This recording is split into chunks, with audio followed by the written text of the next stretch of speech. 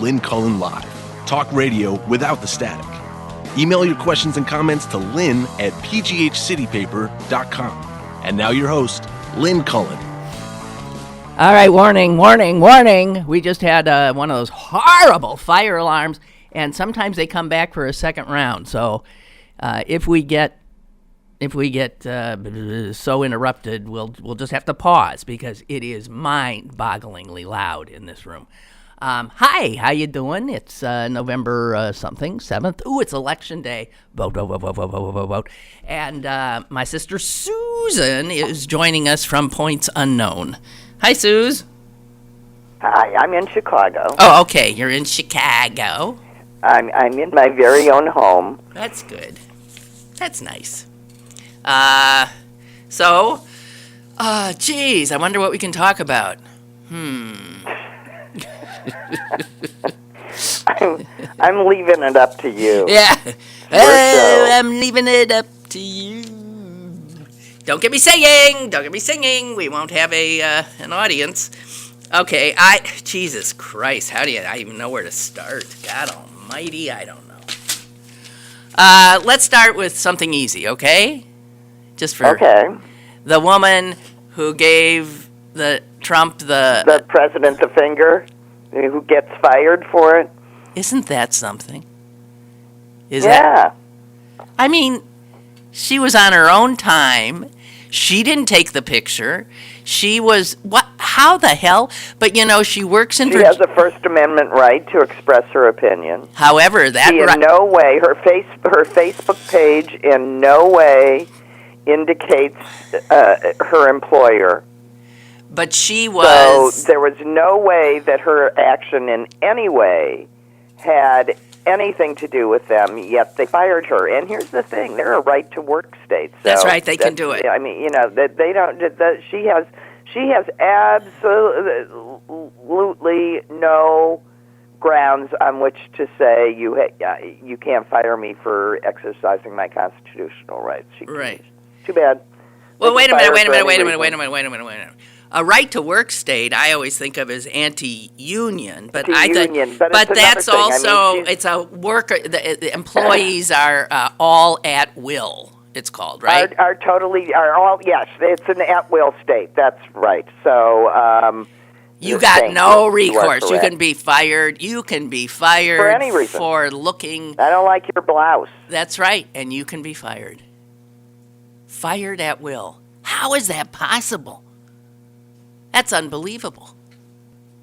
It really is. Well, because we live in a time when Republican legislatures want to make it clear that workers have no rights to fair wages, to job security, to medical care, to anything that I would consider to be part of the right to life, liberty, and the pursuit of happiness. Yeah, well, you must be a commie then. I am. I've come to that conclusion.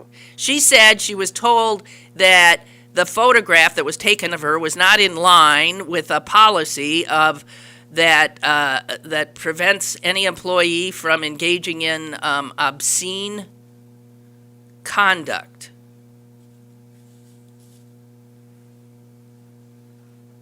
Well, that's obscene conduct?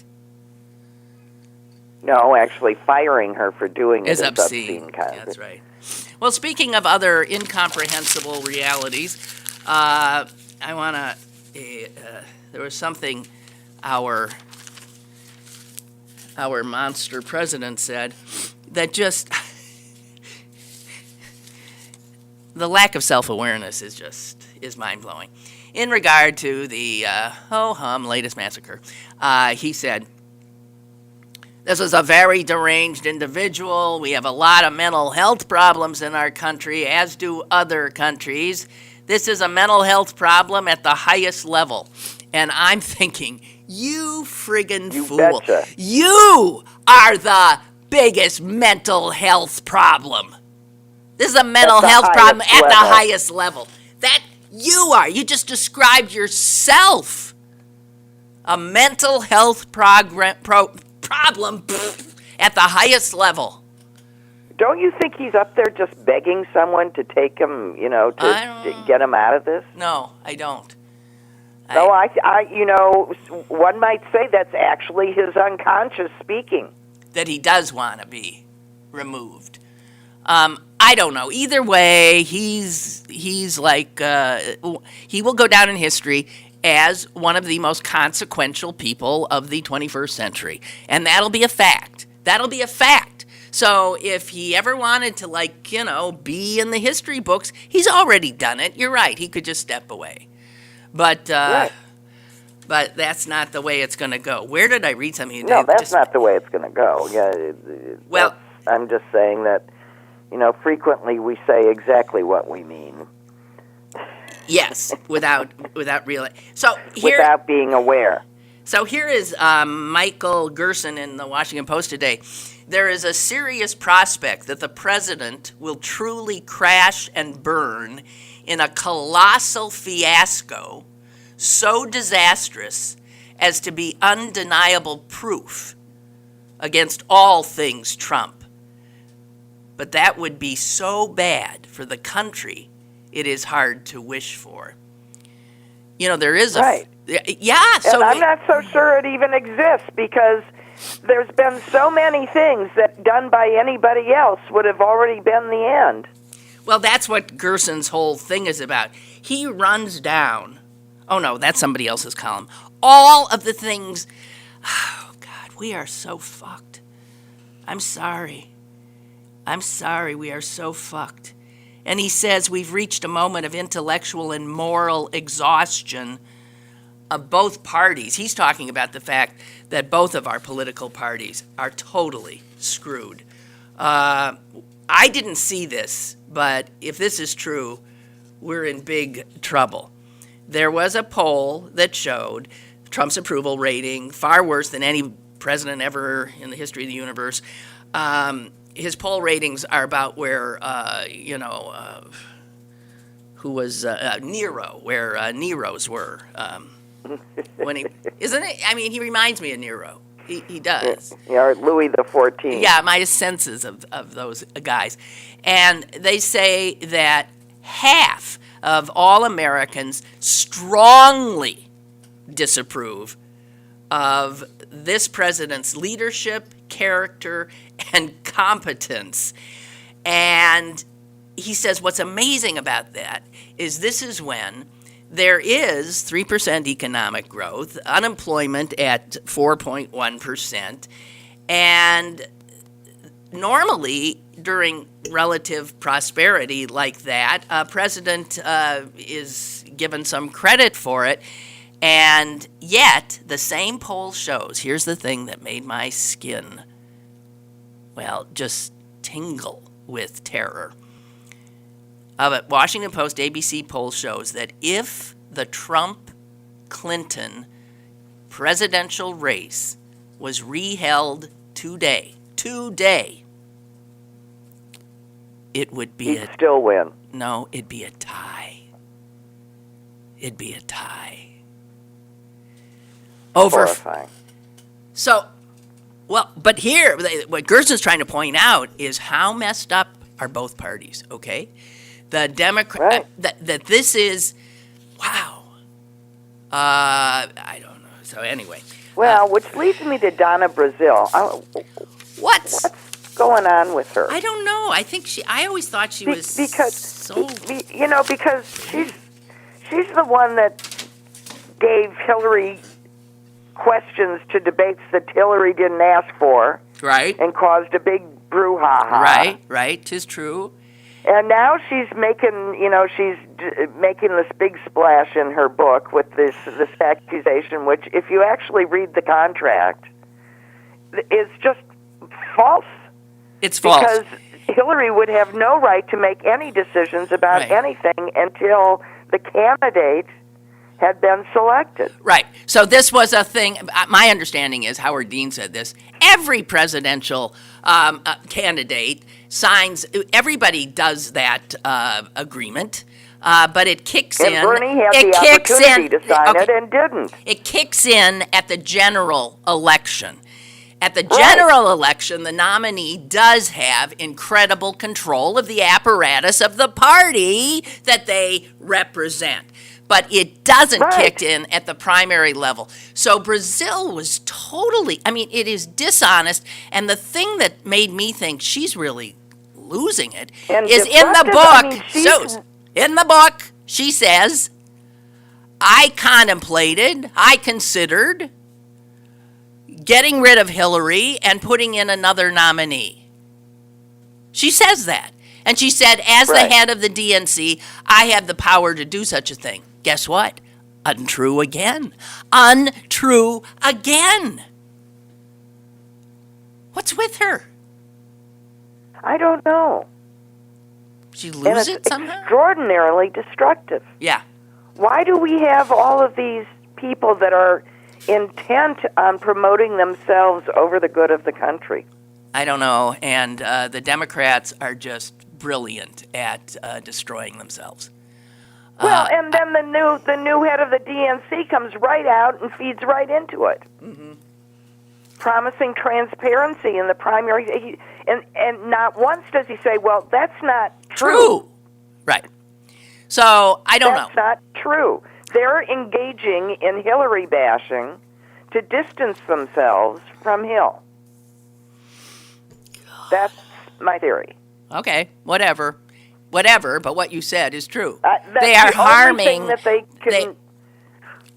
You got to vote for Democrats even though they don't deserve it, okay? But Republicans are literally tearing the house down, okay? I thought the most, here, just staying on this one more. Right. moment. There is such a thing as the lesser of two evils. You absolutely have to go to it, even if the Democrats can only muster lesser of two evils. Yeah. Can I share with you a little bit of Michelle Goldberg? Well, I don't know which part, the left finger? That's exactly what I was thinking when I said it. Our minds think way too much alike. I was literally going to say, Susan, which finger would you like? I am not kidding. God. It's weird. All right, so anyway. Sisters. Yeah. She says, Michelle Goldberg says that at the day after Trump won, she was, as so many people were, in a total state of shock. But being a pundit and an op-ed writer, she figured she thought, I think we're heading into something horrific. Let me talk to some journalists I know who have survived in sort of fascist, neo-fascistic, autocratic countries.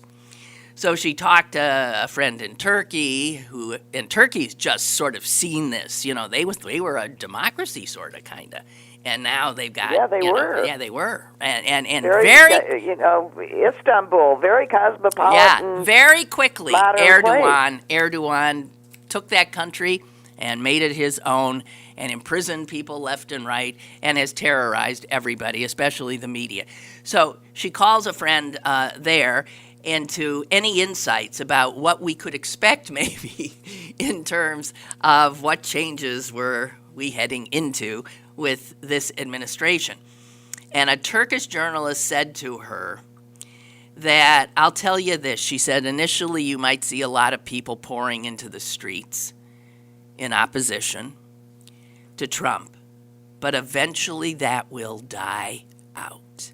Excuse me, folks, is that not already the case? Check. And she says because the sense of stunned emergency, which resulted in the Women's March, which resulted in a lot of what happened immediately after the election, that it's unsustainable. People cannot keep up that level of sort of stunned, sustained outrage. Right, but so they instead fall back into this sort of like where we are now. Well, the right can. Yeah, which is a slog of, just sort of constant opposition. Which it turns to trying to live through it. Yeah. And then she points out, so what now? we don't even respond to. I was looking at the paper today and thinking, if this were before Trump, this would be the hugest story imaginable, the biggest scandal imaginable. But there were like 5 or 6 stories I could say that about. Right. And we cannot respond enough because the onslaught of appalling and probably criminal and unconstitutional and certainly undemocratic activities of this administration do not allow you to focus. She says you can't protest at all. You'd never do anything else. And after the election, even though so many of us pledged not to normalize, I was one of them, not to normalize this administration. But one lesson of this 1 year in is we don't get to decide what normal looks like. Well, the fact of the matter is normal is that which you can expect to happen predictably. This is normal. Right. Exactly. This is normal. What you're Chaos. talking about is called history. Yes. And then she goes on. You remember how astonishing it was when Trump installed Steve Bannon, this, white nationalist, Breitbart guy, as his chief strategist? And she says, doesn't it feel like ages since he left the White House? This is all in less than a year. Staggering when we found out that, one thing after the other. We were staggered. And listen to this quote from Hannah Arendt. She wrote about the vulgarity that the role that vulgarity plays in, like in Germany, when any mob, and that's how I look at this, his backers, when a liberal society is turning into a, Jesus, I hate to just say it, into a totalitarian or pre-totalitarian society. She says the temporary alliance between the elite and the mob rests largely on the genuine delight with which the former watch the latter destroy respectability. Stop and think about how Trump voters love that he's destroying everything. Love it. So Goldberg also says, and just so and that he's vulgar and classless. Yes, exactly. The vulgarity is beyond belief. So that's why you could say, grab him by the pussy and get elected. That was as a candidate. Remember when you first heard that tape, you thought, oh, thank God, he's done. It's over. Finally. Didn't make a dent. So she says the shocks have actually, the pace of them has picked up, even though our capacity to process them has not. So, indictments and the collusion stuff, and we find out the Commerce Secretary now has a stake in a company with one of Putin's sons-in-law that he owns. I mean, the Russian, almost every person in his orbit is in bed with Russians. Yep. How is this not a Russian sort of takeover of our executive branch? Well, I don't know. I've been feeling this way for, gee whiz, the longest of times. Yeah. This is what I mean. When we start out with treason, I don't know, and that doesn't work. I don't know how far we need to go. Well, yeah. And I mean, all of these things that in any other administration would have been a huge scandal, huge, followed by cries for impeachment and all this, they don't even register anymore. And don't tell me that does not do serious damage to this country. No, and they're the only administration that has advanced the ignorance defense.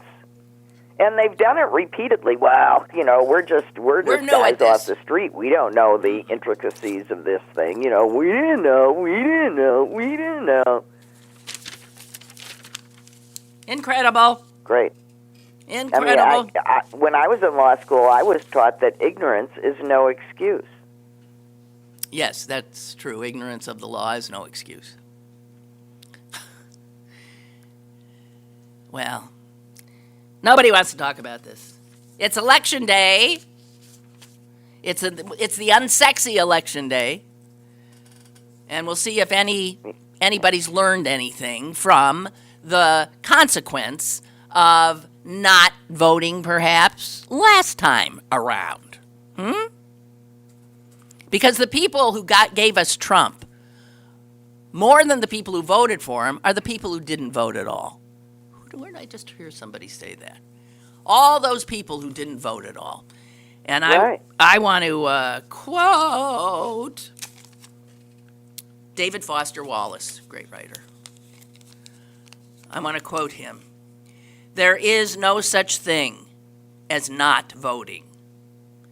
You either vote by voting or you vote by staying home and tacitly doubling the value of someone else's vote.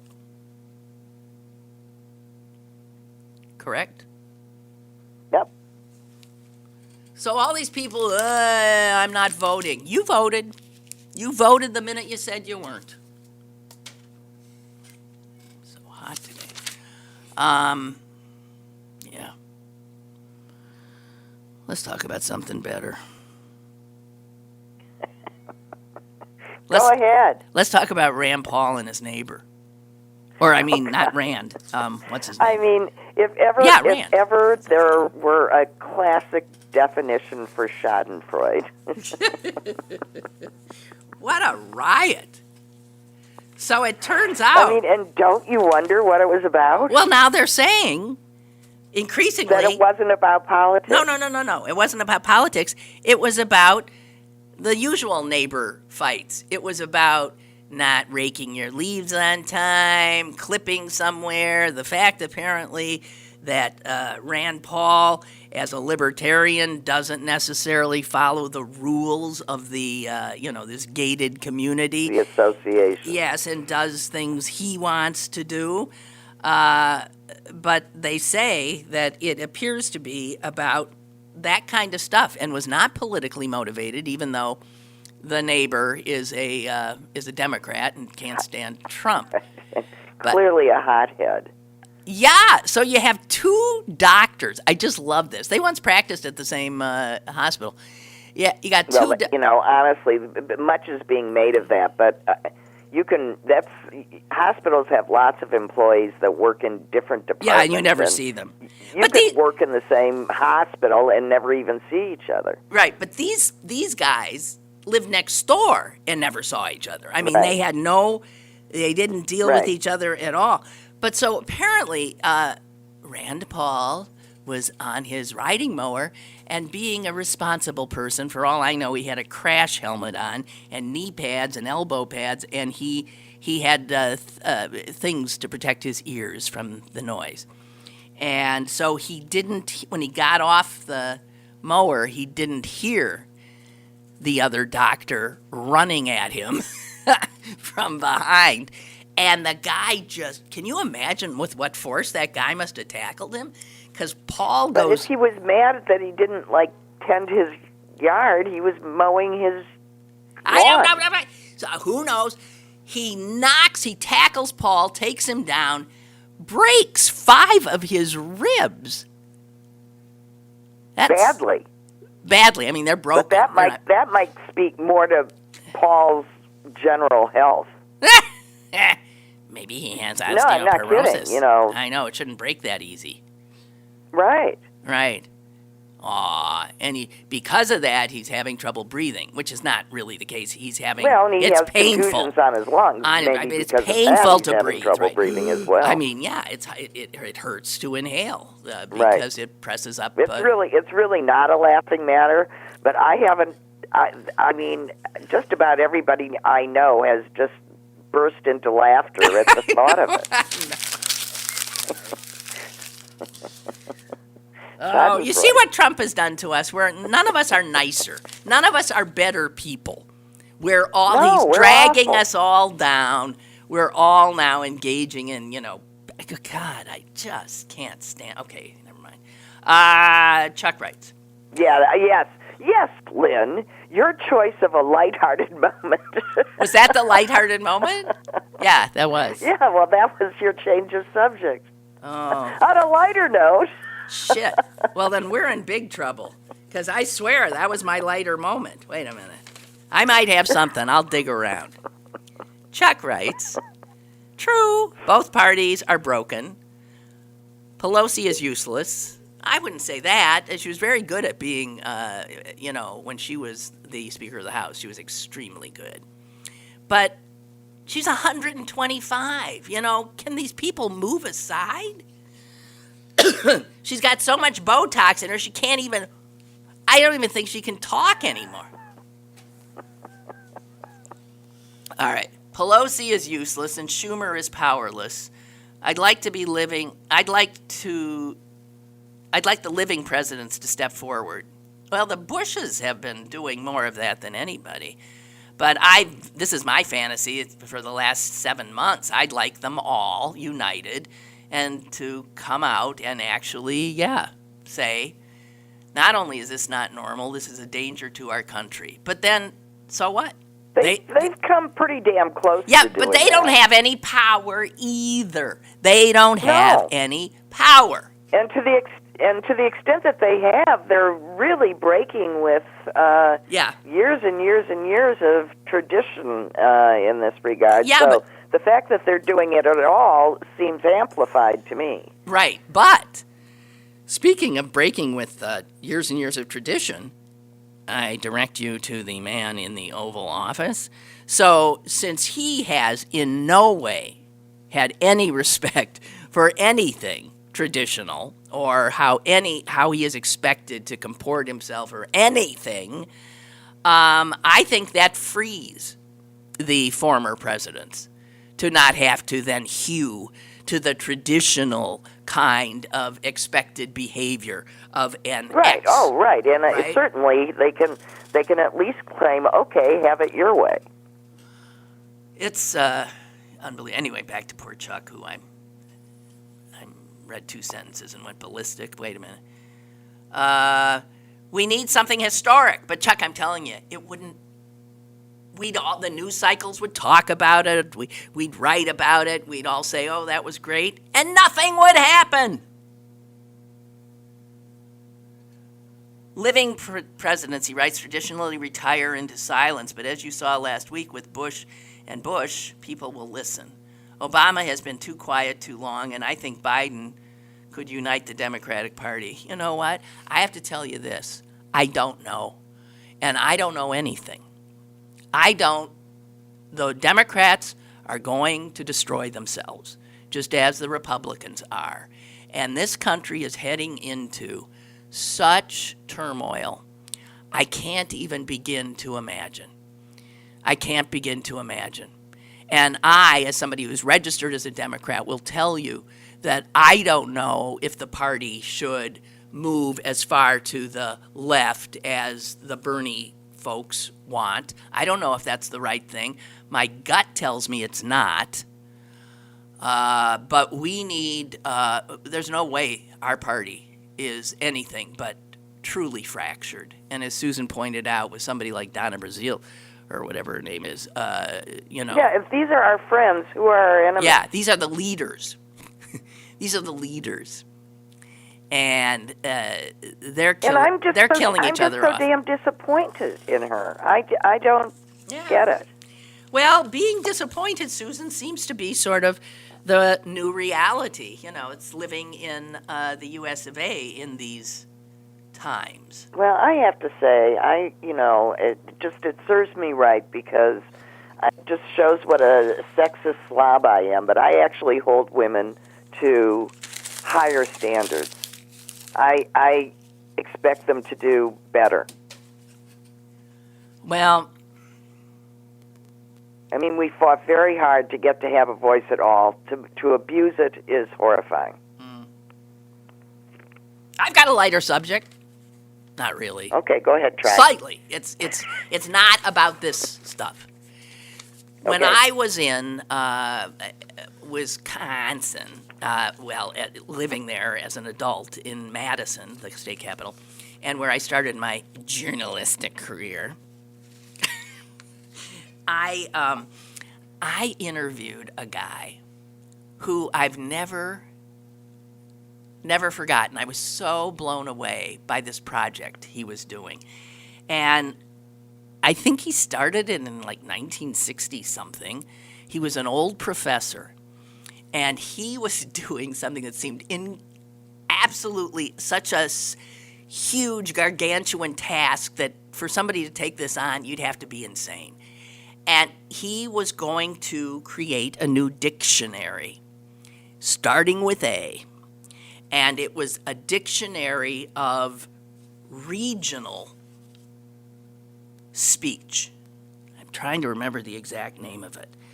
Regional words and speech, and showing how the English language, as spoken in the United States of America, is this rich, unbelievable, and in fact, in a lot of places, somebody from over there literally does not understand somebody from over there, right?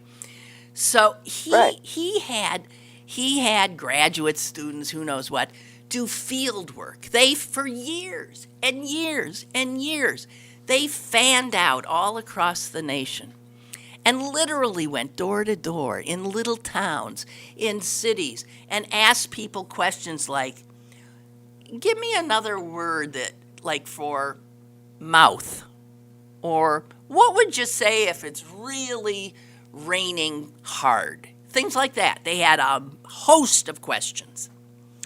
And then, believe it or not, I remember, I don't know how long ago, it was in the 80s, I read somewhere that he'd gotten to Z.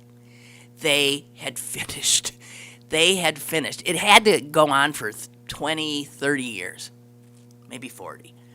And I looked at some of the stuff, and I could page through this dictionary from morning till night. It was fascinating. And there's a story in the Wall Street Journal today about the fact that it's over. It's over in that the whole thing's disbanding. He did it, A to Z, but they've lost all their funding. They were trying to get it digitized and onto this and that, and they can't find funding anymore. And to me, this is the work is done, but obviously has to continue because words keep changing. Language morphs. Yes, and what they found is even now, when you figure American English would be more homogenized, regionalisms and regional differences are still hanging in now. And the Journal, I was saying, oh, please give me some good ones, and they really don't, but a few little things. And what they say here is it's the fact is this is a really important historical record that he has compiled. And the dictionary is significant because it captures not how people should speak, but how people do speak. So that if you're up in Vermont, and I would understand what this means, and some Vermont person says, there was a leaf peeper here the other day. A leaf peeper. That in Vermont means somebody like me driving up to Vermont to see the fall leaves. A leaf peeper. Right. Right? What do you call Sure. What do you call the cart? Maybe you call it a cart that you get when you're in the you go to the supermarket and you grab I call it the grocery cart. And what else is it? a buggy. A lot of people call it a buggy. Says right here, south of Ohio and Pennsylvania, it a buggy. Grab a buggy. Okay. Yeah. No, to me, a buggy is a thing you put a baby in. Yeah, well, let me get. I wish they'd given me more. Damn it. But they say that this has been used. Well, it's like the Wisconsin term for water fountain being bubbler. Bubbler. And right. how Right. in both Wisconsin and Illinois, I'm discovering, much to my amusement, soda is not soda; it's pop.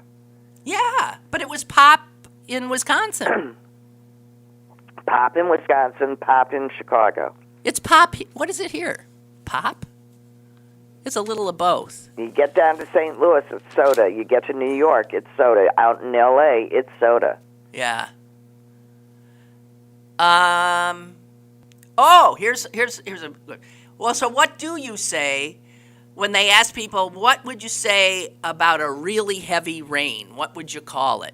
What would you call it, Susan? A real heavy rain. I'd say it was pouring. Yeah, but get more. Oh, pouring, raining cats and dogs. Yeah. Cats and dogs, right? That's what I would have. Buckets. Buckets. Here's some others. Where does cats and dogs, raining cats and I dogs? can't imagine. I mean, when you think about it, where does that come from? I don't know.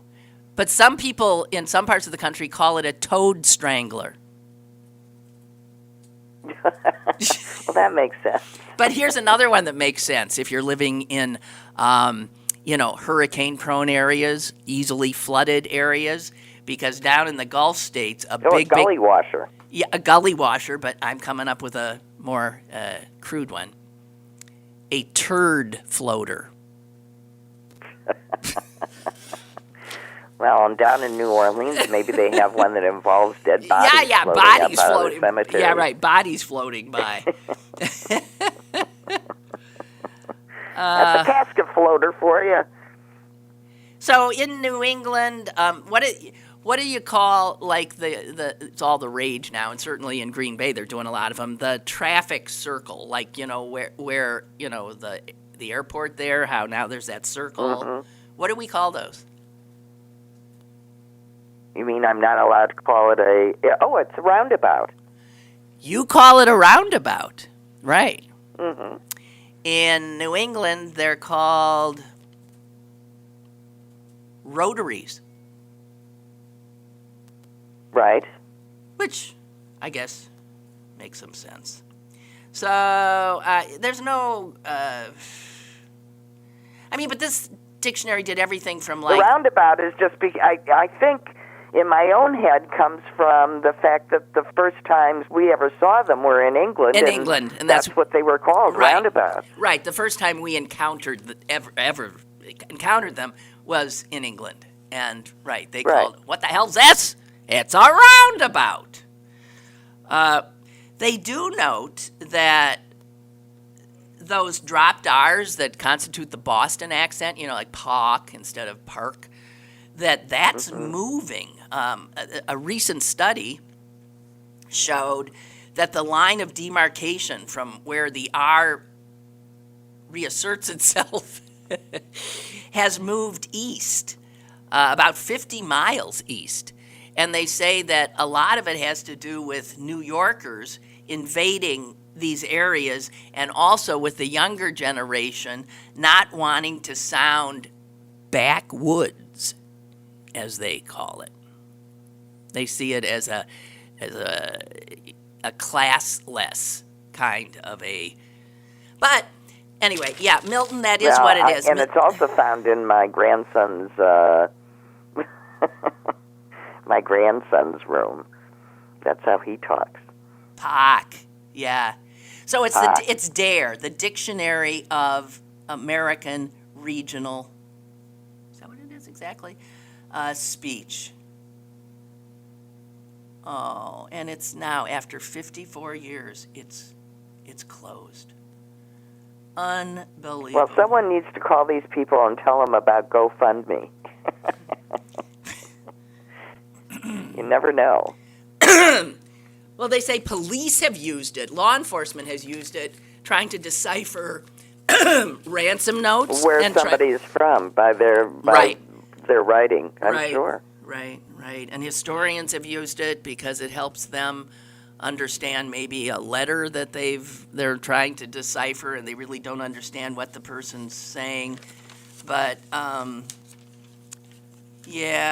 they say it is the most exhaustive record of regional speech in America, each page bursting with geographically nuanced information. It's a joy to page through.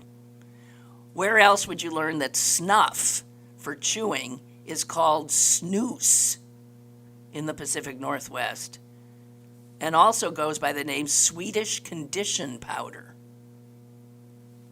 Yeah. Well, if anyone ever wants to give me a birthday present, get me one. Suze. Yeah. Did you hear that?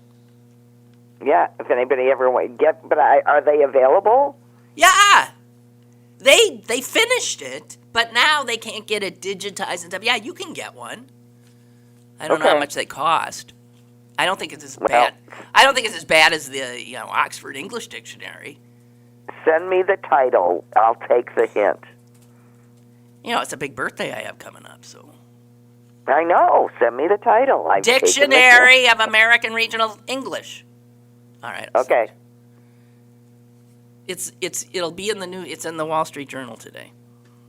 Oh, okay. All right. So, I don't know. What do we want to talk about?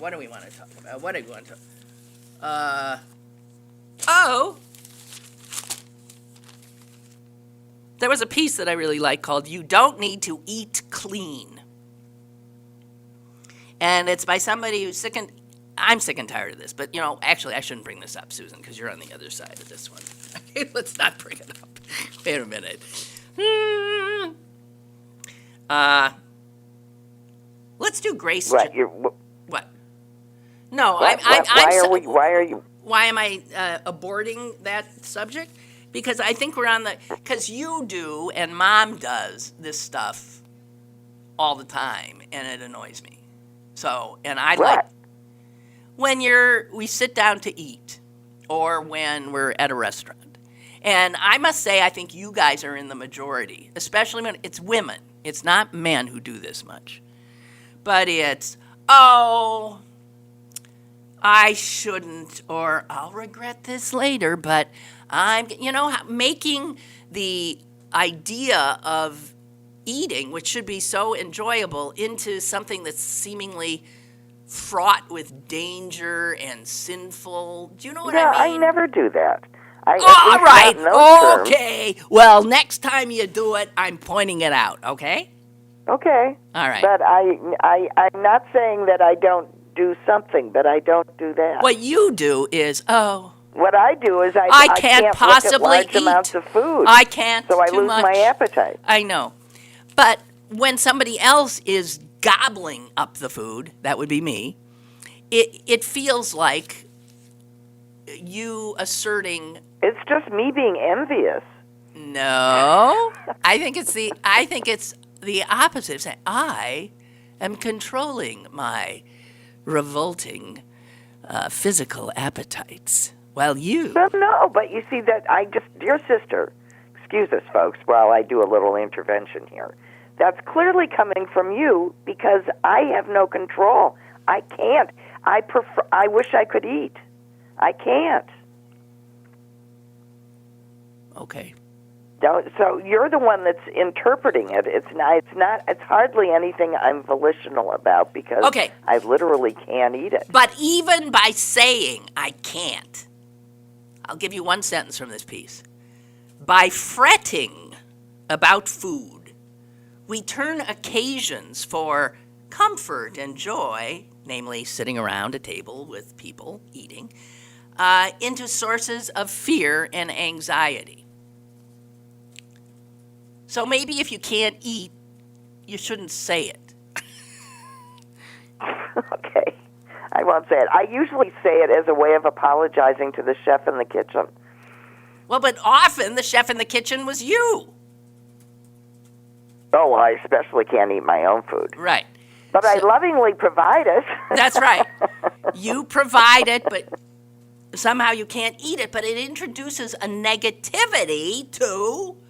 But you know what I mean about women ordering food? Yes, I do. I do. And where they say, would you split yes. that? How about if we get the salad? And if anybody says to me, splitting a friggin' salad, are you kidding me? I have a friend who does. I'll have the chicken salad, but I don't want and she has this litany, and what she ends up with, and I often have said to the waitress who's like busily writing down all these names, just bring her an empty plate. I mean, jeez. And then they go after all the gluten people now. Susan, I know. I was invited to a lovely brunch the other day, and about 5 days before it, I got an email from the hostess saying, "Oh, I'm so sorry, I forgot to ask if any of you have any food issues, allergies, blah, blah, blah." And I guess this is what a good hostess now is supposed to do. Well, I will. Yeah, no. I frequently say to people, "Is there anything you can't eat?" I don't say won't eat. I say can't eat. Then don't eat it. But it shouldn't have to make me, so-and-so won't eat this, and that one won't eat that, and so I have to make 20 different dishes or change what I wanted to have. Fuck it. Then don't eat it. I'm sorry. I will not. I'm sick of it. Lynn Cullen cheered up. You come into my house, I'm putting food on my table, you're welcome to it. And you'll eat it. You don't have to if you don't want to, but just sit there, pick through it at the way. Oh, it's a stew, but you can't have peas and you can't have this. Fine, pick around. I make that chicken stew of yours all the time. Oh, isn't that good? That I can eat. Yeah? Yeah, that I can eat. I can eat lots of that. Yeah. Anyway, so they say about now everybody saying, oh, gluten. Gluten, there's nothing.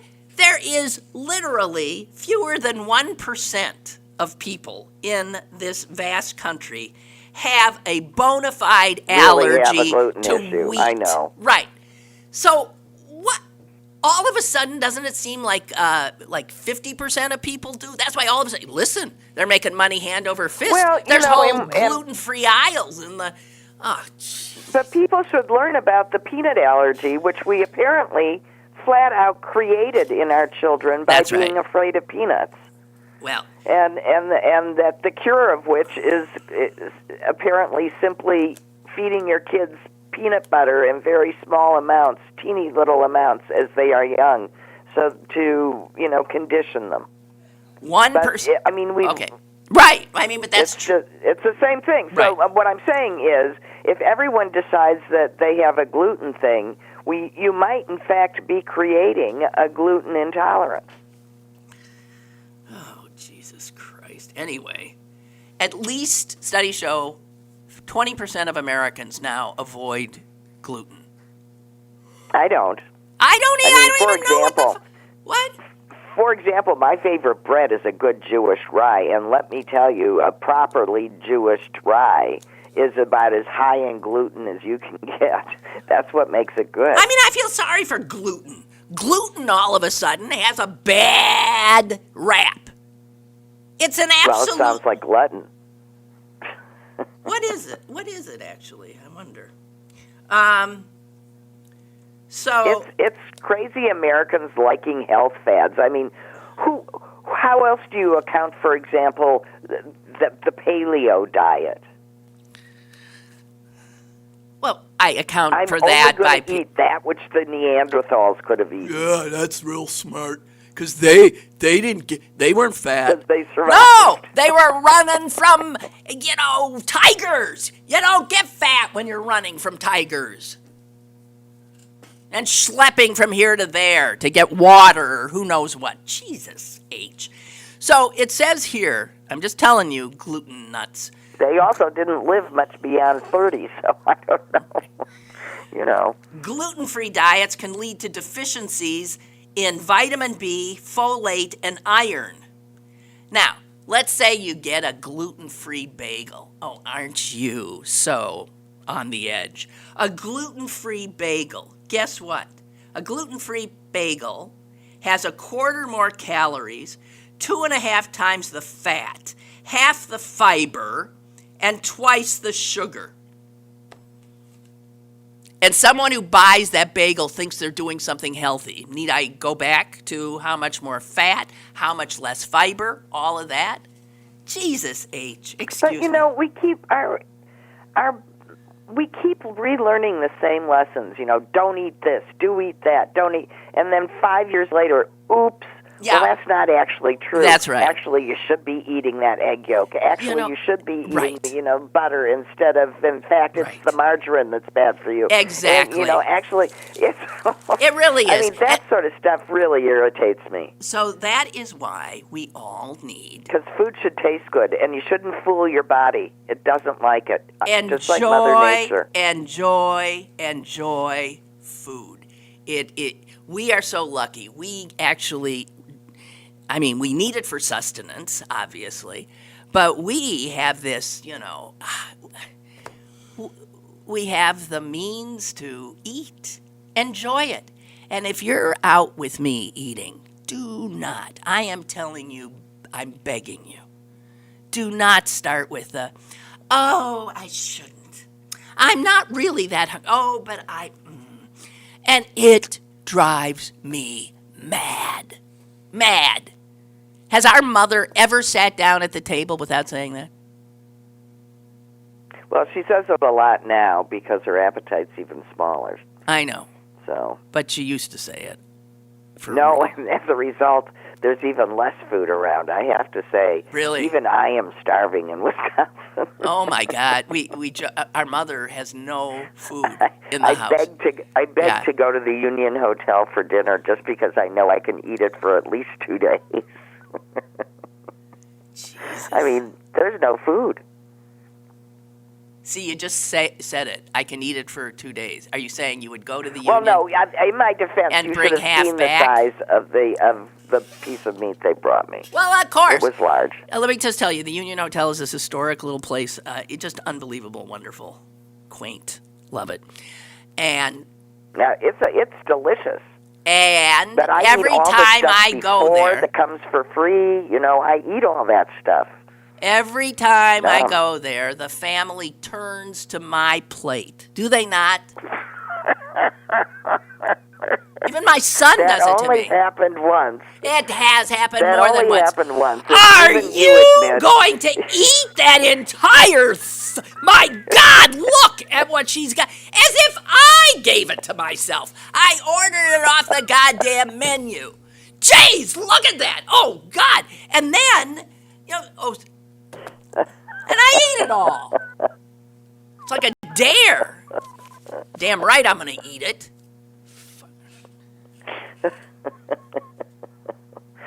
Yeah, I remember that time. I do. Oh, God. But it was a half a side of beef. What? What? It was a large roast.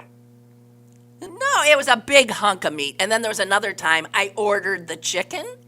And it looked like a whole chicken. It looked like, no, it wasn't a whole. It was like half a half a turkey on steroids. I mean, it was huge. You couldn't believe it.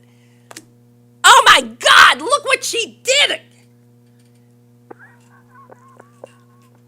We have a call.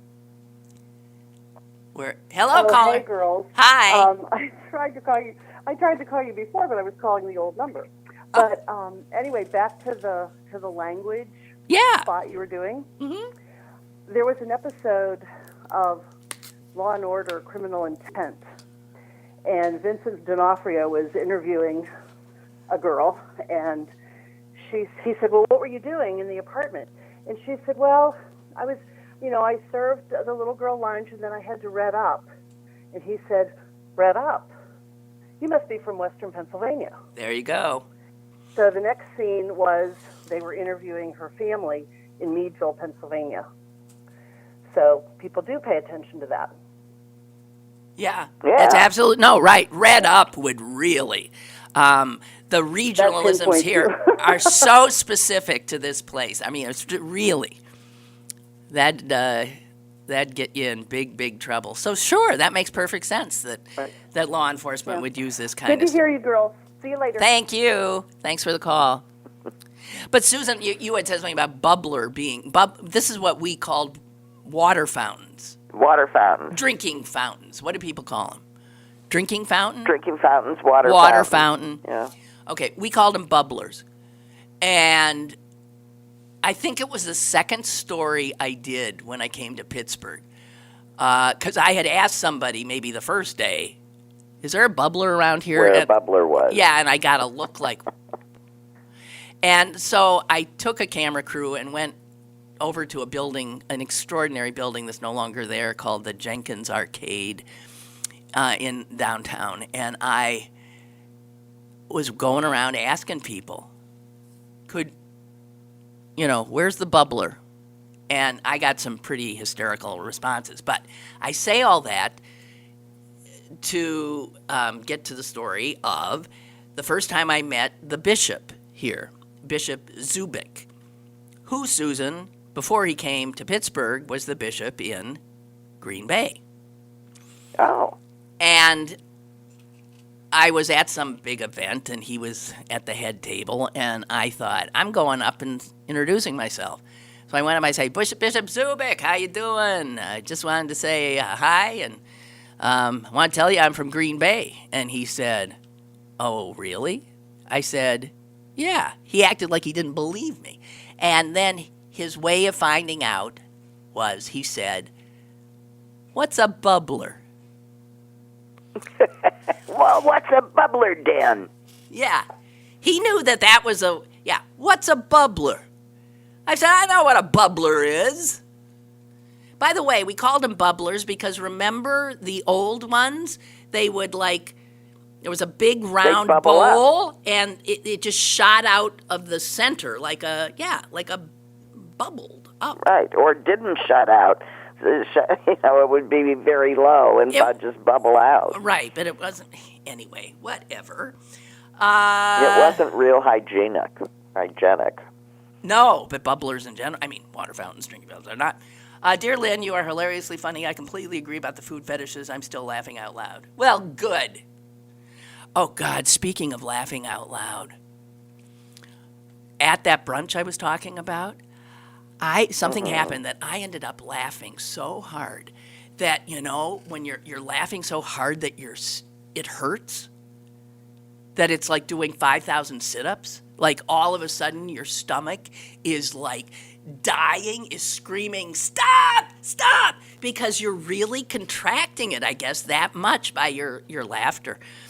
And I can't remember how it came up, but somebody started humming a song for some reason, and the song was a specific song, which, of course, now my faulty memory, I can't remember. But I said, oh, I just heard that very recently. I heard the Pittsburgh Symphony play that. It was amazing.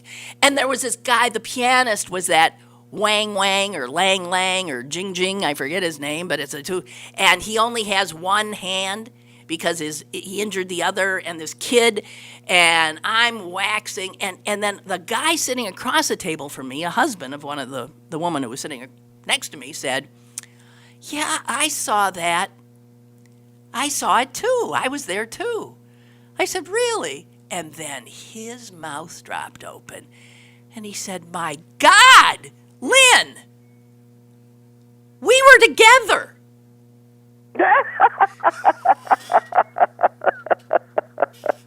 His wife was out of town, and he asked me if I would go, and we were together. He's listening to me tell this story and thinking, yeah, I was there too. We both laughed. I thought I was going to die. I mean, it was embarrassing, actually. Well, not really. Different pieces of information stored in different file cabinets. God. Oh, we're out of time, Suze. Yeah, thank God. What do you mean, thank God? What do you mean? I take great offense. Because we don't have to think of more happy things to talk about. Oh. Well, we did a little bit better there at the end, I think. We did. Oh, wait. We did. I just got one thing I saw. Will writes, I'm a native of Western PA that is now living in Philadelphia. In Philadelphia, they use the term John. I was confused when I first moved to the city because I did not know what they were talking about. A John is a noun. It is a person, place, or thing.